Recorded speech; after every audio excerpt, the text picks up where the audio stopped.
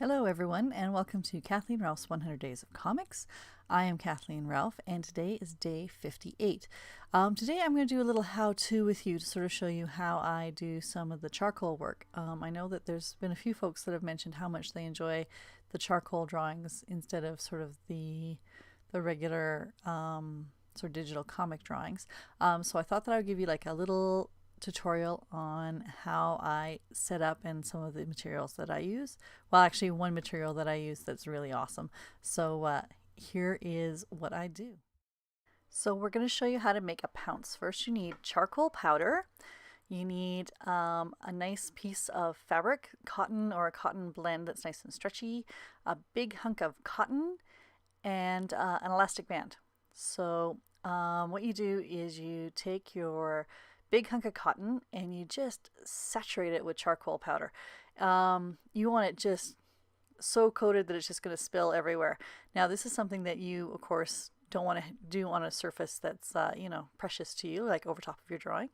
You lay it down into the fabric and this sort of keeps all the charcoal inside, and then just sort of grab all the edges, all the little ends and everything, and slowly bunch them all up so you end up with a nice little sort of like ball with a little sort of handle that you can use. And then you just wrap it up with your elastic band. It doesn't have to be super tight because you're not really trying to hold anything in really tight. You're just sort of making like a little nub for you to hang on to.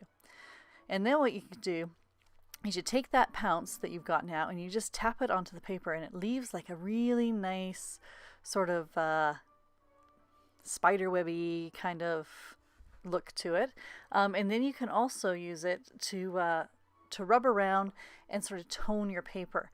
Now I'm already using a toned paper for most of the drawings that I'm doing, and that's fine, but this sort of gives me just that little bit of extra tone that I can use.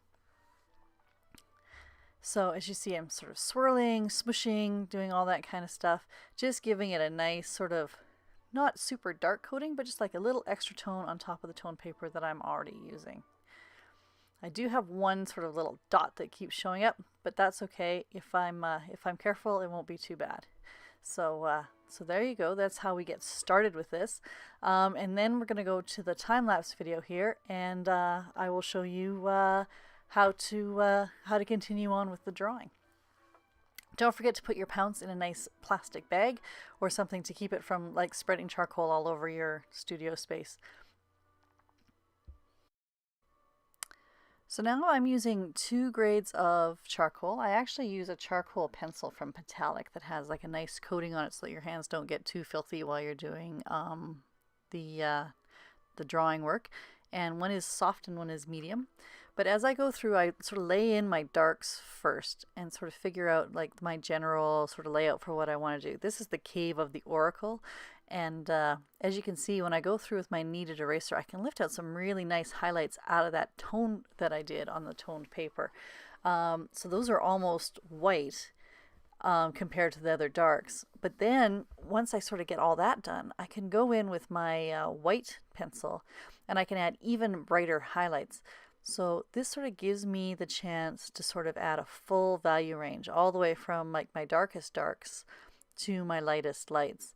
And so that can give like a really great sense of depth. And since this is a cave, I really want to have that chance to make it look like dark and foreboding, but also that I want to make sure that there's a real sense of going from a really bright, well-lit space to a really dark space. So here's the Cave of the Oracle, and this is our update for today, and thanks for tuning in. I'll talk to you later.